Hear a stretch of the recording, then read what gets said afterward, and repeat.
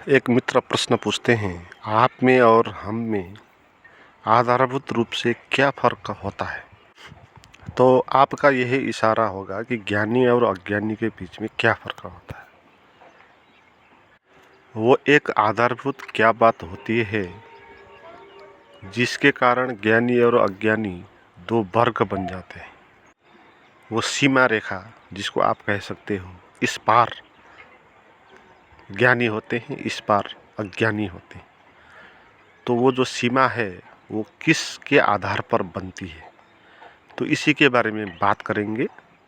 इसको अच्छे से समझ गए आप तो आप भी उस सीमा को पार कर सकते हैं और ज्ञानी बन सकते हैं। मगर यहाँ ज्ञानी जिसको आप कहते हैं वो और अज्ञानी जिसे आप कहते हैं वो बिल्कुल विपरीत बात होती है। जैसा हम कहते हैं ऐसा नहीं। हम इस तरह सोचते हैं, ज्ञानी का वो अर्थ है जिसको सब पता है, और अज्ञानी का वो अर्थ करते हैं जिसको कुछ पता नहीं है। मगर वास्तविक सत्य जो होता है वो उल्टा होता है। यहाँ पर ये परिभाषा होती है कि ज्ञानी का अर्थ वो होता है जिसको कुछ पता नहीं है, और अज्ञानी का वो अर्थ होता है जिसको सभी कुछ पता है। शब्दकोश में आप देखेंगे तो ज्ञानी का अर्थ होगा जिसको ज्ञान है, जो सब जानता है, और अज्ञानी का अर्थ होगा जिसको ज्ञान नहीं है या जिसको कुछ पता नहीं है। मगर जीवन के सत्य को आप देखेंगे तो ज्ञानी का वो अर्थ है जिसको कुछ पता नहीं है, और अज्ञानी का वो अर्थ है जिसको सब कुछ पता है। ये अद्भुत बात है, यही सीमा है, यही बात है जो दो वर्गों में बांट देती है, ज्ञानी और अज्ञानी। इसलिए ज्ञानी शब्द सही शब्द नहीं है। हालांकि जिसको आप ज्ञानी कहते हो, संत कहते हो, बुद्ध पुरुष कहते हो, उसको कहना चाहिए अज्ञानी, और आपको कहना चाहिए ज्ञानी। तो इसका कारण क्या है? इसका कारण ये है कि जो सच में ही ज्ञानी होता है वो एक बात से राजी हो जाता है कि मैं कुछ भी नहीं जानता, और वास्तव में ज्ञानी कुछ जानता नहीं है। ये हमारी भ्रांति है ना। हम इस तरह सोचते हैं कि ज्ञानी का अर्थ होगा कि वो सभी कुछ जो जानता है, सभी उत्तरों का जवाब जिसके पास है, जो भी पूछा जाए उसका जो आंसर दे। इस तरह के आदमियों को हम मानते हैं वो ज्ञानी है। जैसे स्कूल में शिक्षक होते हैं, प्राध्यापक, प्रोफेसर होते हैं, तो प्रोफेसर वही होता है जिसको सब ज्ञान होता है। तो ज्ञानी को भी हम इसी तरह लेते हैं, मगर बात ऐसी नहीं है। इसलिए ज्ञानी जो हैं वो अज्ञानी होते हैं, आप जो अज्ञानी हो आप ज्ञानी हो। इसका कारण है कि ज्ञानी को एक बात पता चल गया कि कुछ हम जान नहीं सकते जीवन के रहस्य के बारे में।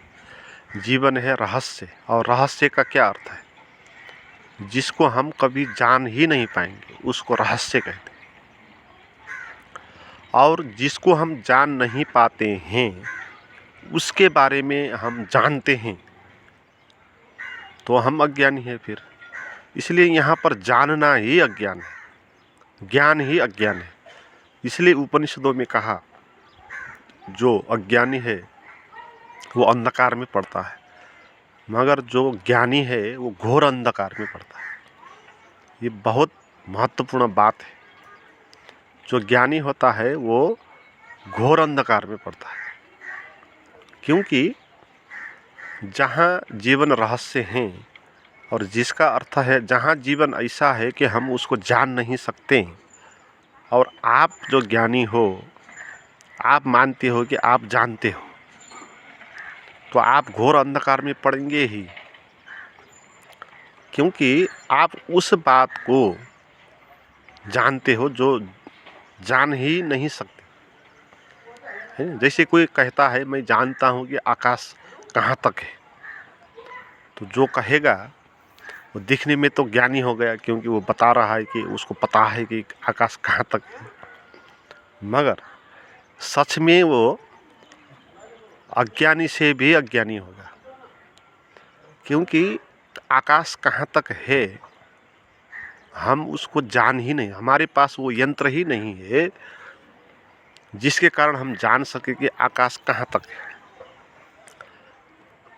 हमारे पास जो जानने की मशीन है, बुद्धि है, मन है, उसकी सीमा ही नहीं कि वो जान सके। जैसे सागर है बहुत बड़ा और आप एक चम्मच से उसको निकाल के खाली करने जा रहे हो, तर्क से ये बात ठीक भी लगेगी, क्योंकि आप चम्मच से सागर का पानी निकालोगे तो पानी थोड़ा कम तो हो जाएगा सागर में।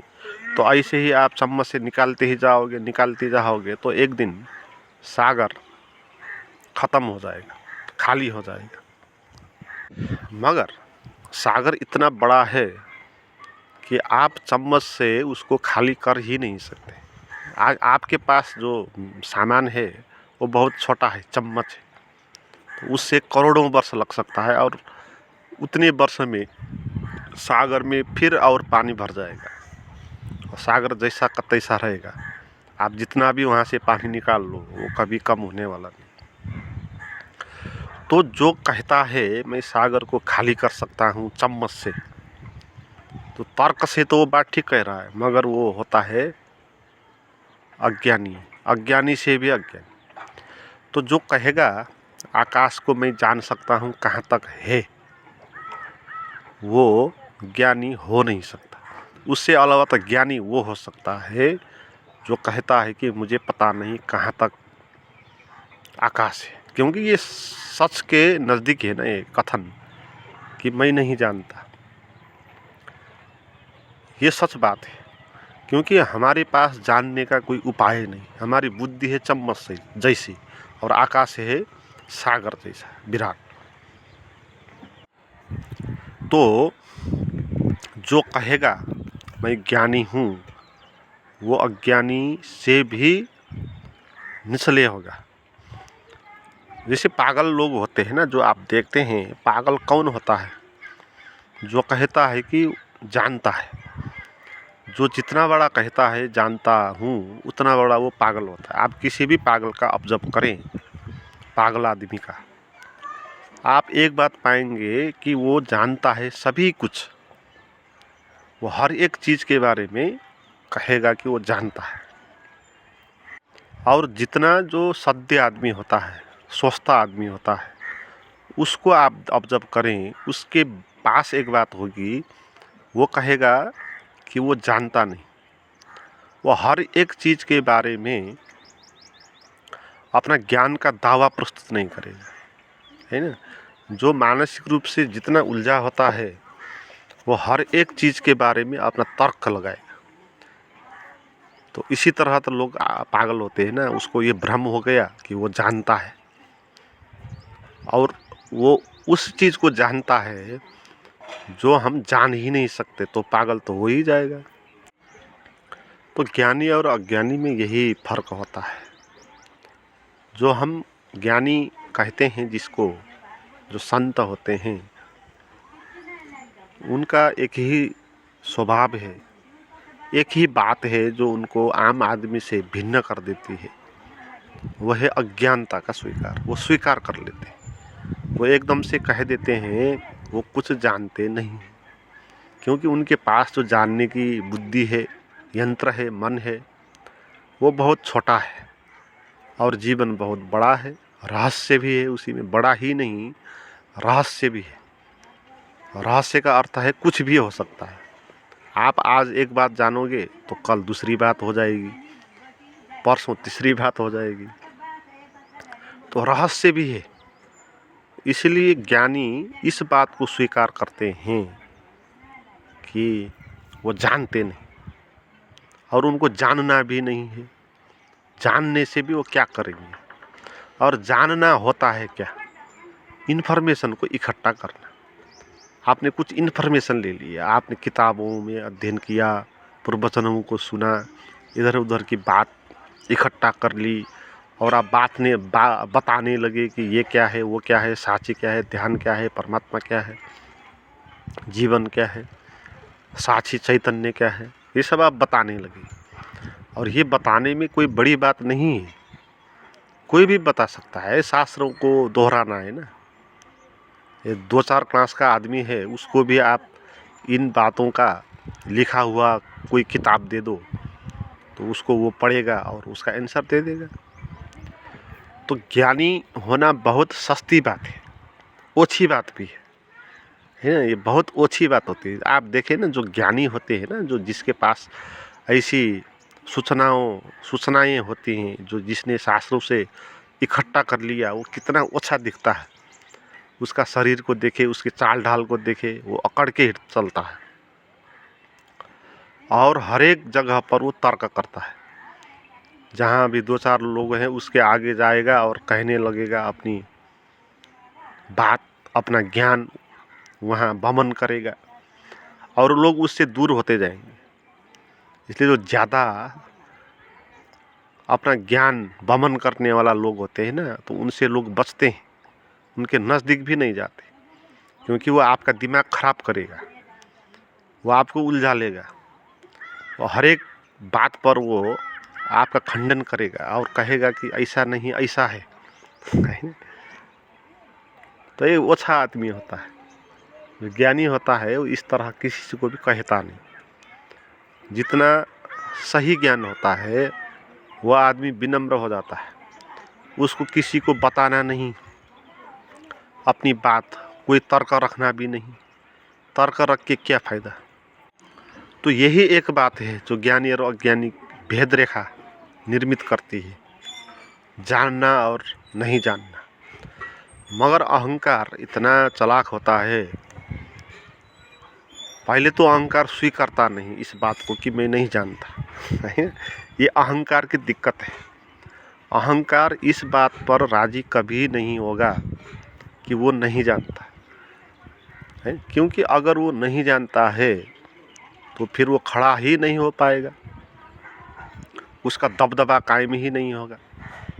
अहंकार का दबदबा तब कायम होता है जब वो दूसरों से ज़्यादा जानता है, तभी तो वो बताते हैं ना, मैं दूसरे से बड़ा हूँ, दूसरे से ज्ञानी हूँ। इसलिए अहंकार कभी स्वीकार नहीं करेगा कि वो नहीं जानता। आप 8-10 लोग हैं, सामने बैठे हैं, बात कर रहे हैं और 8-10 लोग के आगे अपने को श्रेष्ठ दिखाने के लिए अहंकार को बताना होगा बातों को, उसको कहना होगा कि वो ये जानता है, वो जानता है और आपसे भी ज़्यादा वो जानता है। तो इस तरह उसको कहना होगा, तो ही अहंकार 8-10 लोग के आगे टिकेगा। अगर आप इस तरह बैठे हो और लोग कह रहे हैं, अपना अपना ज्ञान वमन कर रहे हैं और आप कुछ कह ही नहीं पा रहे हो, तो आपका अहंकार सिकुड़ जाएगा, हीनता ग्रंथि आपको पकड़ लेगी। इसलिए आप जोर जब करके फिर कुछ न कुछ बताने लग जाएंगे। तो अहंकार स्वीकार नहीं करेगा इस बात को कि वो नहीं जानता है। हालांकि अहंकार को कुछ पता नहीं है, अहंकार को पता हो ही नहीं सकता। अहंकार ही झूठ पे खड़ा है, तो झूठ को क्या बात पता हो सकती है। उसकी आधारभूत जो संरचना है वही झूठ है, वह ही नहीं। और वो कहता है कि हूँ, और फिर कहता है कि मैं ये जानता हूँ, वो जानता हूँ। ये अहंकार की तरकीब है अपने को स्थापित करने के लिए, खड़े रखने के लिए। अहंकार तभी खड़ा हो सकता है जब वो कहे कि मैं दूसरे से श्रेष्ठ हूँ, और दूसरे से श्रेष्ठ होने के लिए दूसरे से ज़्यादा ज्ञान आपके पास होना चाहिए। इसलिए जो शिक्षित लोग होते हैं उनके पास ज़्यादा अहंकार होता है। जो बेचारे अशिक्षित लोग होते हैं उनके पास उतना अहंकार नहीं होता, खड़ा ही नहीं हो पाता। और अहंकार इतना चालाक है, वो अपने को खड़े रखने के लिए, अपने को बचाने के लिए यहाँ तक भी कहेगा कि मैं जानता नहीं। मैंने आपको कहा कि असली ज्ञानी वो होता है जिसको कुछ पता नहीं, या आपने कहीं से सुना, फिर आपका अहंकार ये कहने लगेगा मुझे कुछ पता नहीं, है ना। ये कहेगा आपका अहंकार, है ना, मुझे कुछ पता नहीं कहेगा। मगर ये अहंकार का चालाकी है। अहंकार पीछे के रास्ते से अब खड़ा हो रहा है। पहले जो कहता है मैं जानता हूँ और सीधे ही खड़ा होता है, अब कहता है कि मैं नहीं जानता हूँ, तो पीछे के रास्ते से अपने को छुपा के वो बचा रहा है। क्योंकि अहंकार का ये कहना कहीं से सुन के मैं नहीं जानता हूँ, ये भी ज्ञान है ना। अहंकार पहले कहता है कि मैं ये जानता हूँ वो जानता हूँ, फिर अहंकार ने सुना कहीं से कि इस तरह कहना अज्ञान है, इस तरह कहना ज्ञान है कि मैं नहीं जानता हूँ। फिर अहंकार अपने को ज्ञानी बनाने के लिए ये भी कहेगा कि मैं जानता नहीं हूँ। मगर मैं जानता नहीं हूँ ये कहना ये भी ज्ञान है, ये भी आपने कहीं से सुना है। इस तरह कहोगे तो आप ज्ञानी होगे। तो ये बात आपने सुनी, इसलिए आप कह रहे हो कि मुझे पता नहीं, मैं कुछ भी नहीं जानता हूँ। तो ये तो और डेंजर हो गया। दिखने में तो ये बात सच जैसी लगती है कि कह रहा है कि वो जानता नहीं हूँ, मगर वो जानता नहीं हूँ इसलिए कह रहा है ताकि वो ज्ञानी हो जाए, है। और इस तरह कहने वाला अहंकार और जटिल हो जाएगा, क्योंकि इसमें वो छुपेगा और आपको पता भी नहीं लगेगा कि आपके अहंकार है। आपको ये लगेगा कि मेरा तो अहंकार ही नहीं है, क्योंकि मैं कुछ जानता नहीं हूँ, कह रहा हूँ, है। मैं कुछ जानता नहीं हूँ ये कहने के लिए नहीं है, ये तो एक अनुभव है ना। जब आप निर्विचार होंगे, शांत होंगे, आप अपने स्वभाव में रहेंगे, बच्चे जैसे आप हो जाएंगे खुले, तब आपको ज्ञान कुछ होगा नहीं, आपको कुछ पता नहीं हो जाएगा। आपको ये पता नहीं लगेगा कि भगवान क्या है और नरक क्या है, स्वर्ग क्या है, और आत्मा कहाँ जाती है मरने के बाद, और पैदा कैसे हो जाता है, और वैकुंठ लोक क्या है। इस तरह की बात आपको कुछ पता होने वाली नहीं है। वहाँ पर आप अनुभव करेंगे।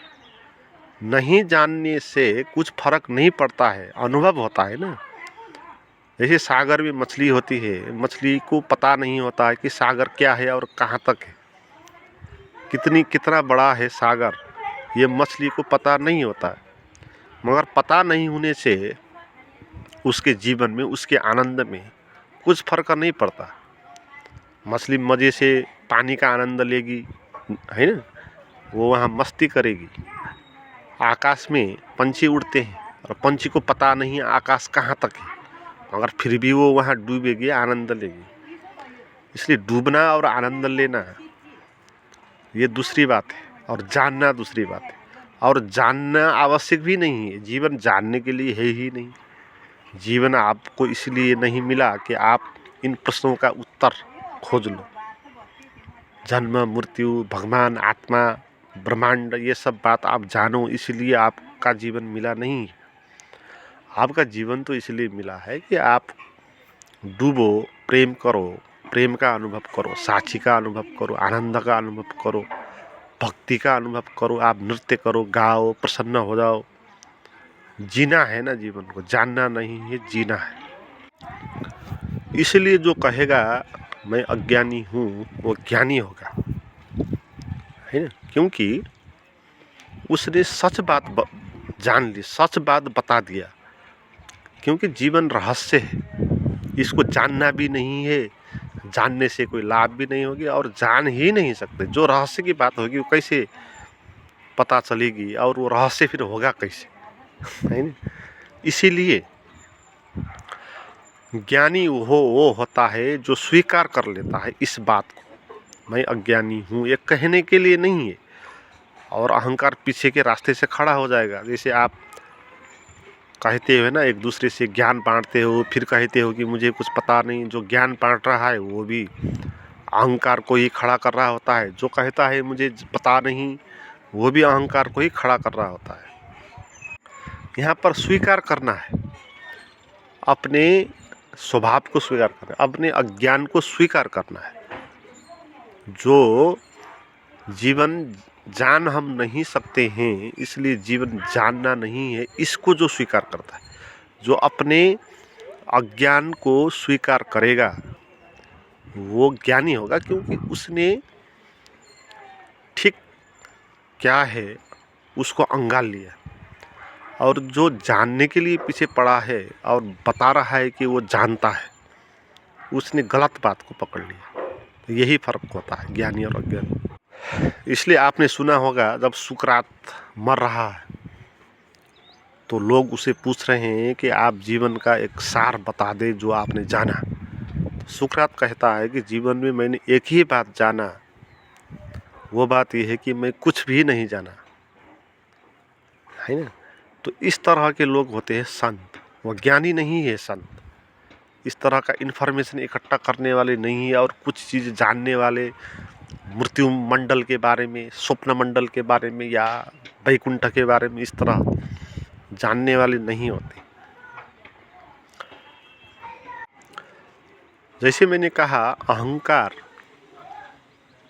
ये बात स्वीकारेगा नहीं कि वो नहीं जानता है, क्योंकि अहंकार अगर ये बात स्वीकारते कि वो जानता नहीं, अहंकार खड़ा नहीं हो पाए। इसलिए आधारभूत जो रेखा है ज्ञानी और अज्ञानी की, वो है अहंकार की गहरे में, या ज्ञान और अज्ञान की।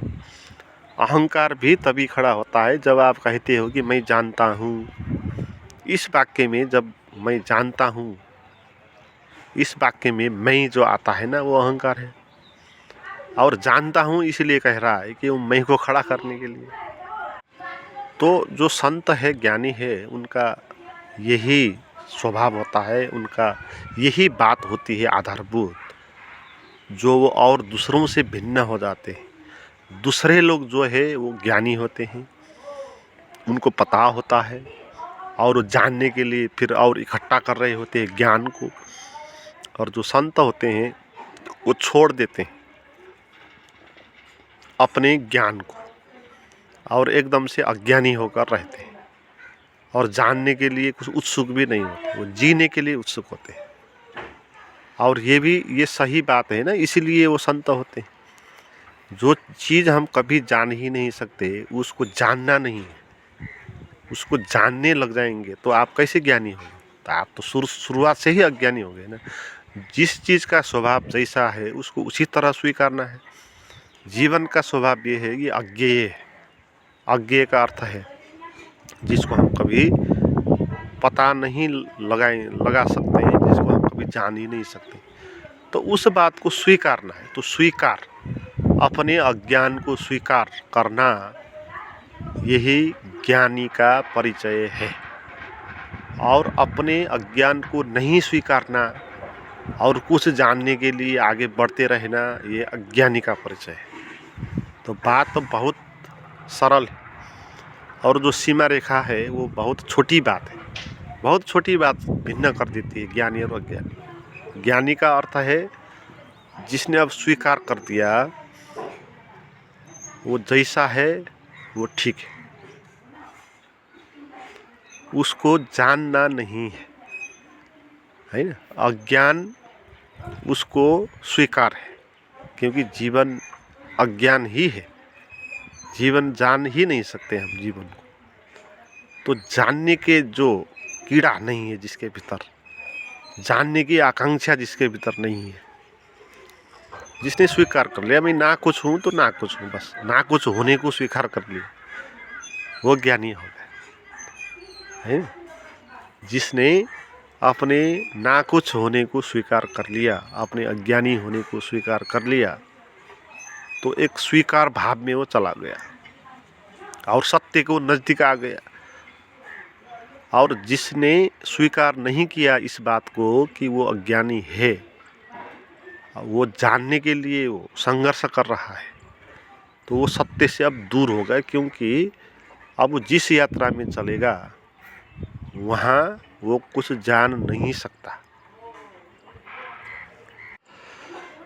जैसे कई आदमी है जो कहता है कि ये इस पृथ्वी का मैं चक्कर लगा सकता हूँ, और वो चक्कर लगाने में चला। और एक आदमी है जिसने कहा कि मैं इस पृथ्वी का चक्कर लगा नहीं सकता पैदल, तो वो रुक के बैठ गया और अपने कमजोरी को स्वीकार कर, है। तो जो बैठ गया है वो सत्य के नज़दीक है और वो चल रहा है वो सत्य के दूर है। तो ज्ञानी का यही अर्थ है, वो बैठ गया बस और कुछ नहीं, है ना। जिसने विश्राम कर लिया, जो मौन हो गया। तो मौन का क्या अर्थ है? मौन ही ज्ञानी का लक्षण है। इसलिए मुनि कहते हैं ना, ऋषि मुनि मुनि का क्या अर्थ है? जो मौन हो गया। मौन क्यों हुआ?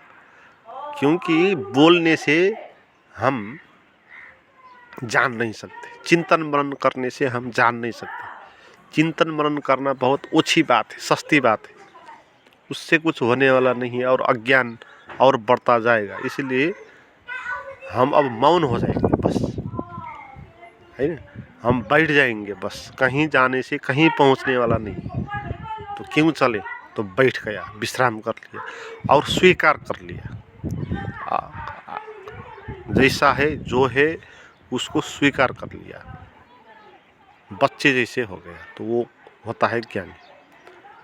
मित्रों, अध्यात्म का जो साधना की विधि होती है, तो साधना दो किस्म की होगी। एक जो आपका ज्ञान को बढ़ाएगी और एक जो आपको अज्ञानी बनाते जाएगी।